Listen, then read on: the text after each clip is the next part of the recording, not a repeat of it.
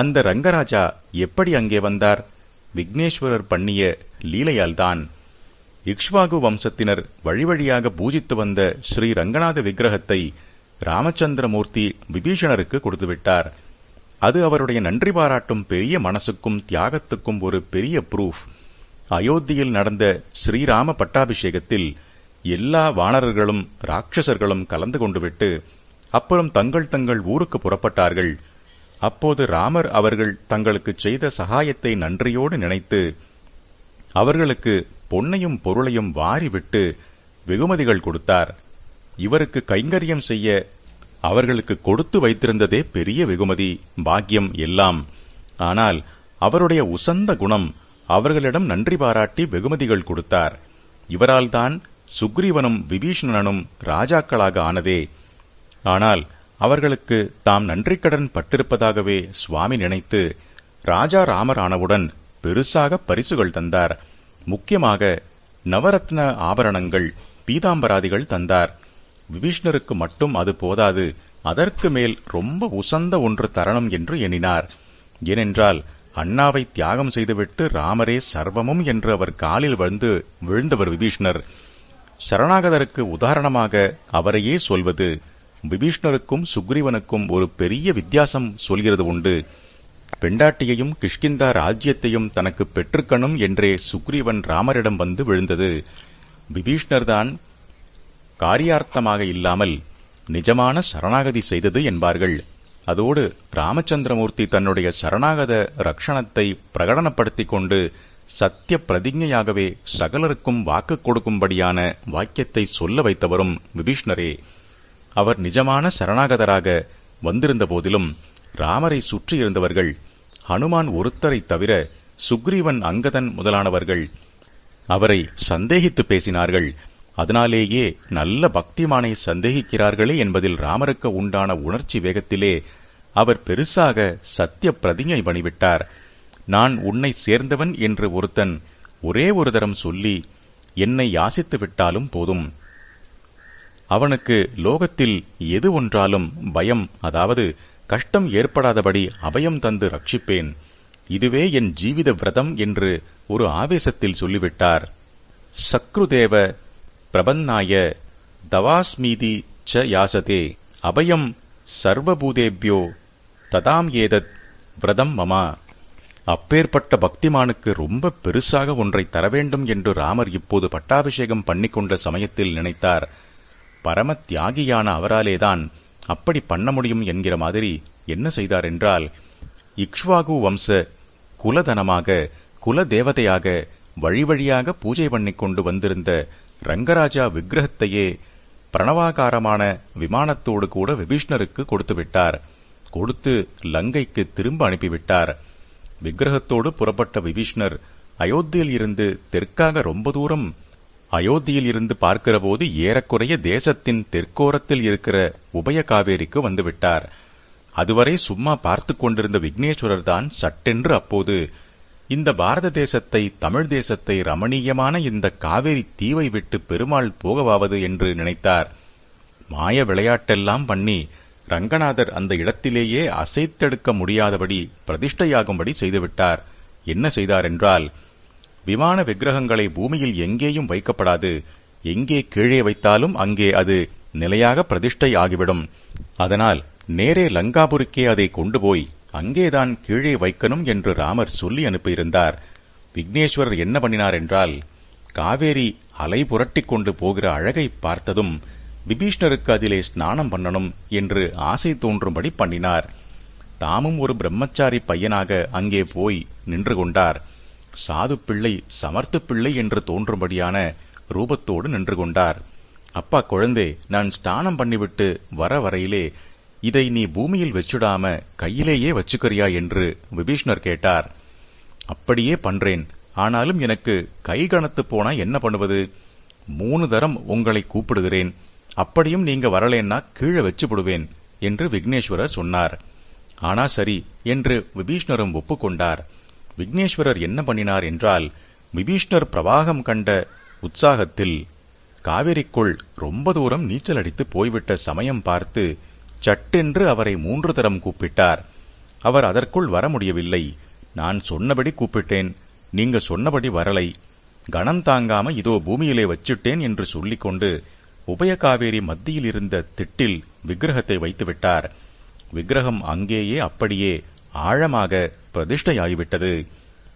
கதையை பார்த்தால் அதுவரை நல்ல பலிஷ்ட பாலர் ஒருத்தர் கையிலே தாங்கிக் கொள்கிற அளவுக்கே போர்ட்டபிள் சைஸ் என்கிறார்களே, அப்படித்தான் விக்கிரகமும் அதற்கான விமானமும் சேர்ந்தே இருந்திருக்கணும் என்று ஆகிறது. இக்ஷ்வாகு வம்ச ராஜாக்கள் தாங்களே பண்ணுகிற தங்களது அகத்து பூஜையில் வைத்துக் கொண்டிருந்தார்கள் என்றால் அப்படித்தானே சிறிய அளவினதாக இருந்திருக்கணும். இப்போது காவேரி கரையில் வைத்தபின்தான் பெருமாளும் க்ஷீர சாகரமாக இல்லாவிட்டாலும் மகா நதியாக இருக்கிற இடத்தில் சந்தோஷப்பட்டுக் கொண்டு பெரும் ஆளாகவே நன்றாக நீள நெடுக ஆக்கிருதி எடுத்துக் கொண்டிருக்கணும். அதே மாதிரி விமானமும் பெருசான ஆலய சந்நிதியாக ஆகியிருக்கணும். வேக வேகமாக ஸ்நானம் முடித்து ஓடிவந்த விபீஷ்ணருக்கு ஒரே ஏமாற்றமும் கோபமாக வந்தது. கீழே வைக்கப்படாது என்று கண்டிஷன் ஆயிற்றே, இந்த பிள்ளை வைத்துவிட்டதே என்ன ஆயிருக்குமோ என்று விசாரப்பட்டுக் கொண்டு விக்கிரகத்தை பூமியில் இருந்து எடுக்கப் போனார். ஆனால் அவர் எத்தனை பிரயத்தனம் செய்தும் விக்கிரகம் அசைந்தே கொடுக்காமல் பூமியிலே நன்றாக பதிந்து விட்டிருந்தது. விபீஷ்ணருக்கு பிரம்மச்சாரி பிள்ளை மேல் கோபமாக வந்தது. அவரை குட்டுவதற்காக கையை மடக்கிக் கொண்டு வந்தார். பிள்ளையார் ஓட்டமாக ஓட விட்டேனா பார் என்று விபீஷ்ணரும் துரத்தினார். மலைக்கோட்டை உச்சிக்கு போய்விட்ட பிள்ளையார் தாமே மனசிறங்கி விபீஷ்ணருக்கு பிடிபட்டார். பகவானாக நமக்கு பிடிபட்டால்தான் உண்டே தவிர நாமாக சொந்த பலத்தால் அவரை பிடித்துவிட முடியுமா என்ன? யசோதை கூட பாடாகப்படுத்தின பாலகிருஷ்ணமூர்த்தியை உரலில் கட்டி போடப் போய் எத்தனை கயிறும் போதாமல் வேர்த்து விறுவிறுத்து திணறிய போது பகவானேதான் மனசிறங்கி கயிற்றை போதும்படியாக்கி அவள் தன்னை உரலோடு சேர்த்து கட்டி போடும்படி பண்ணினாள் என்றுதானே பாகவதத்தில் இருக்கிறது. பிள்ளையார் விபீஷ்ணருக்கு பிடிபட்ட அவர் தன்னுடைய சிரசில் குட்டுவதற்கும் பரம கருணையோடு காட்டிக் கொண்டிருந்தார். எல்லோரையும் எவர் குட்டு போட்டுக் கொள்ள வைக்கிறாரோ அவரே அப்போது தனக்கு குட்டு வாங்கிக் கொண்டார். அந்த க்ஷணமே பிரம்மச்சாரி ரூபம் மாறி விக்னேஸ்வர மூர்த்தியாக தரிசனம் கொடுத்தார். அந்த தரிசனத்திலேயே விபீஷ்ணருடைய ஏமாற்றம், துக்கம், கோபம் எல்லாம் பாதிவாசி சமணமாகிவிட்டது. பாக்கி பாதியும் சமணமாகும்படியாக விக்னேஸ்வரர் அவரிடம், பெருமாளை நான் லங்கைக்கு போக விடவில்லையே என்று வருத்தப்படாதே, இங்கே இருந்தபடியே அவர் லங்கையை பார்த்து அனுகிரகம் பண்ணும்படியாகத்தான் அவரை நான் வைத்திருக்கிறேன். தெற்கு பார்க்க பெருமானை பிரதிஷ்டை செய்கிற வழக்கமே இல்லாவிட்டாலும் நானே இங்கே அப்படித்தான் வைத்திருக்கிறேன் என்றார். தெற்கு நோக்கும் தெய்வம் 3 சைவ வைணவ சமரசம். விக்னேஸ்வரரின் அப்பாவான பரமேஸ்வரன்தான் தட்சிணாமூர்த்தியாகவும் நடராஜாவாகவும் இருக்கிறபோது தெற்கு பார்க்க இருப்பவர். இப்போது அவர் விக்னேஸ்வரர் மாமாவையும் அதே மாதிரி தெற்கு பார்க்க வைத்துவிட்டார். லோகமே தெரியாமல் அடித்த சிலையாக தியானத்திலே உட்கார்ந்திருக்கிறவர் தட்சிணாமூர்த்தி.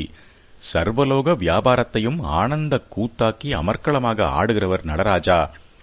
சயனமூர்த்தியாக நித்திரை பண்ணி கொண்டிருக்கும் பெருமாளோ நித்திரை என்ற பெயரில் தட்சிணாமூர்த்தி இருக்கிற அதே சமாதி ஸ்திதியில் இருக்கிறவர்தான். பின்னே ஏன் இதை சமாதி என்காமல் நித்திரை என்கிறார்கள் என்றால், அவர் மகா மாயாவித்தனம், நமக்கு புரியாத இந்திரஜாலம் எல்லாம் பண்ணுகிறவரோ இல்லையோ. அதனால் சமாதியில் பாட்டுக்கு ஒரு பக்கம் இருந்து கொண்டே இன்னொரு பக்கம் நாம் எப்படி நித்திரையின் போது ஸ்வப்னம் கண்டு அந்த ஸ்வப்னத்தில் நாம் ஒருத்தரே நம் ஒருவருடைய நினைப்பாலேயே மனுஷ்யர்கள், இடங்கள், சம்பவங்கள் எல்லாவற்றையும் கல்பிக்கிறோமோ, கல்பனை செய்கிறோமோ, அந்த மாதிரி தன் ஒருத்தருடைய கல்பனா சிருஷ்டியாகவே இத்தனை ஜீவ ஜகத் சிருஷ்டியையும் பண்ணுவார். அதனால் இதை அவருடைய ஸ்வப்னம் என்று வைத்தது. ஸ்வப்னம் வரவேணுமானால் தூங்கினால் தானே முடியும். அதனால் அவருடைய சமாதியை நித்திரை என்கிறது. இப்படி சொல்ல இன்னொரு கூடுதல் காரணம், அவர் பொது வழக்கப்படி நேரே நிமிர்ந்து உட்கார்ந்து கொண்டு சமாதியில் போகாமல் தம்முடைய மாயாவித்தனத்தை இதிலும் விடாமல் நன்றாக நீள நெடுக சயனித்துக் கொண்டு இருப்பதாகும். ஆனாலும் இந்த நித்திரை நம்முடைய நித்திரை போன்றது இல்லை என்று தெரிவிப்பதாக அதை யோக நித்திரை என்று ஒரு சிறப்பு அடைமொழி போட்டு சொல்வது. நாமெல்லாம் அறிவு மழுங்கி தூங்குகிறார் போல் இல்லாமல் நல்ல அறிவு விழிப்போடேயே அவர் தூக்கத்தில் லோக சிருஷ்டியாதிகளை கல்பனை பண்ணுவதால் தமிழிலே அழகாக அரிதுயில் என்பது. அரி செய்வது அரிதுயில். அப்பாவின் சமாதி மூர்த்தம், ஜகத் வியாபார மூர்த்தம் இரண்டும் தெற்கு பார்க்க இருக்கிறபோது, மாமா இரண்டையும் சேர்த்து பண்ணிக் கொண்டிருக்கிற பள்ளிகொண்ட மூர்த்தியும் அப்படி இருக்க வேண்டாமா என்று விக்னேஸ்வரர் நினைத்துக் கொண்டிருந்தார் போல இருக்கிறது. இப்போது விபீஷ்ண ஆழ்வாரிடமிருந்து அப்படிப்பட்ட மூர்த்தியை பறிமுதல் பண்ணியபோது, வெளிதேசத்துக்கு கொண்டு போகக்கூடாது என்று கஸ்டம்ஸ் அதிகாரி சரக்கை கைப்பற்றுகிற மாதிரி பண்ணினபோது, அந்த பரம பக்தருக்கு அனுகிரகமும் தடைபடக்கூடாது என்ற பரம கருணை விக்னேஸ்வரருக்கு உண்டாகி, அவருடைய ஊரை பார்க்க விக்கிரகத்தை பிரதிஷ்டை பண்ணிவிடலாம் என்று நினைத்து, அதே சமயம் அப்பா மாதிரியே மாமாவுக்கும் தெற்கு பார்க்க மூர்த்தி உண்டாக்கி தன்னுடைய ஆசையையும் தீர்த்து கொண்டார் என்று தோன்றுகிறது. அவருடைய ஹஸ்த விசேஷமும் ஈஸ்வரனுக்கு எப்படியோ அப்படியே பெருமாளுக்கும் என்ற சமரசமான மனோவிஷயம் இரண்டும் சேர்ந்து, அப்படி அவர் பிரதிஷ்டித்த ராஜாவாகவே மற்ற அத்தனை க்ஷேத்திரத்து பெருமாளுக்கும் ராஜாவாக அக்ரஸ்தானம் முதலிடம் பெற்றுவிட்டார். அந்த ராஜாவின் ஆஸ்தானமான க்ஷேத்திரம் ஸ்ரீரங்கம் என்றும் திருவரங்கம் என்றும் பெயர் பெற்றது. நான் மாற்றிச் சொல்லிவிட்டேன். ரங்கராஜா இருக்கிறதால் அந்த இடம் ரங்கம் என்பது சரியில்லை. அந்த இடத்துக்கு ரங்கம் என்ற பெயர் இருப்பதால்தான் அங்கே ராஜாவாக இருக்கிறவருக்கு ரங்கராஜா என்று பெயர் ஏற்பட்டது.